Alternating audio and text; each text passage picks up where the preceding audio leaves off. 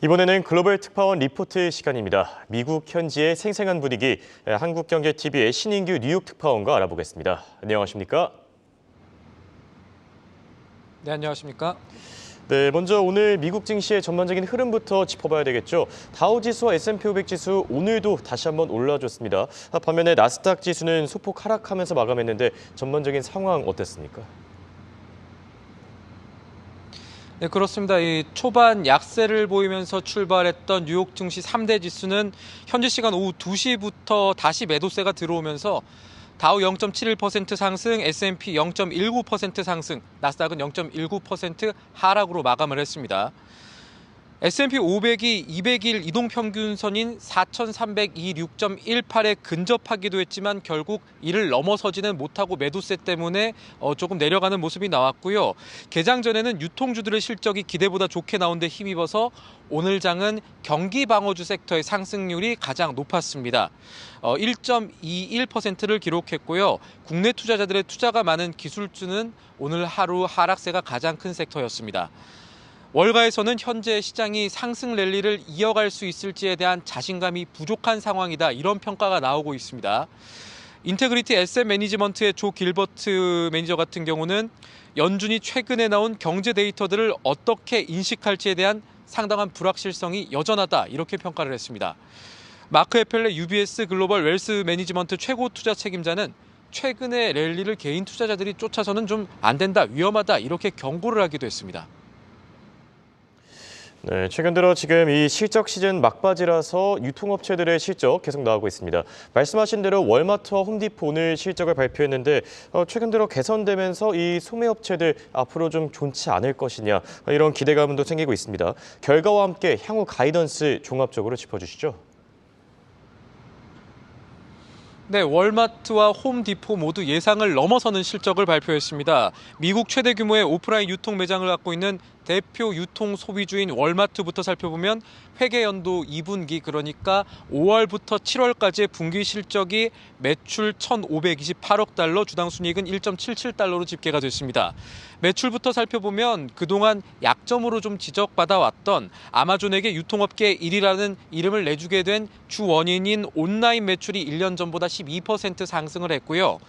더그 맥밀러 월마트 CEO는 그동안 문제였었던 재고 수준이 점차 개선되고 있다는 희망적인 메시지를 이번 실적 발표와 함께 던지기도 했습니다. 분기 실적이 좋은 것은 맞지만 연간 전체 전망에 대해서는 월마트가 아직 보수적인 시각을 유지하고는 있습니다. 월마트는 최근 들어서 몇 차례 실적 가이던스를 하향을 했었죠. 이번 실적 발표 후에도 동일 매장 매출 성장률과 같은 이 가이던스는 높여잡지 않고 그대로 유지를 했고요. 다만 1년 전과 비교해서 주당 순이익 감소폭이 11%에서 13%에 이를 수 있다고 경고했던 이 경고는 조금 수정을 했습니다. 월마트는 올해 주당 순이익 EPS 감소폭이 11%, 13% 선이 아닌 9%에서 11% 선 정도로 조금 감소폭이 좁아질 것으로 예측을 했습니다. 그리고 어쩌면 실적 발표와 함께 월마트 CFO가 남긴 메시지가 조금 더 오늘은 어쩌면 흥미로운 부분일 수가 있겠습니다. 그동안의 물가 부담 때문에 월마트를 그동안에 자주 방문하지 않았었던 중산층이라든가 고소득층이 월마트 쇼핑을 하는, 특히 식품 소비가 상대적으로 좀 늘어난 효과가 있었다, 이런 얘기를 했는데 그리고 상대적인 저소득층은 한 번에 사는 양을 좀 줄이고 현금 결제 대신 신용카드 결제를 늘리고 먹는 단가 자체도 좀 낮추고 있다는 겁니다. 쉽게 말하면 지갑이 얇아진 미국 사람들이 그동안에 먹던 이 쇠고기 대신에 조금 더 싸게 참치 캔 통조림이나 콘 이런 것들을 사면서, 콩통조림 이런 것들을 사면서 끼니를 때우기 시작했다, 이런 흐름이 보인다라는 얘기를 미국의 대표 소비주인 월마트가 경영진 통해서 얘기를 했다는 거죠.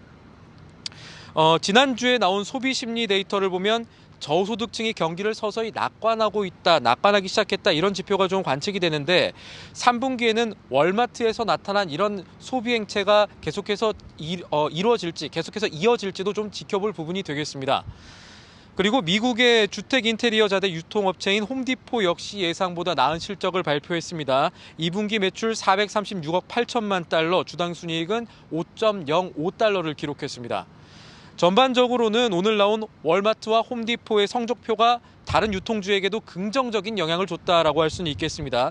월마트는 5.11%, 홈디포는 4.06% 주가가 각각 상승을 했고요. 내일 실적을 앞둔 타겟과 로스 등 관련주들도 오늘 대형 소비주들의 상승에 힘입어 일제 상승 마감한 것 역시 참고할 만한 부분이 될 수 있겠습니다. 지금까지 뉴욕에서 한국경제TV 신인규입니다.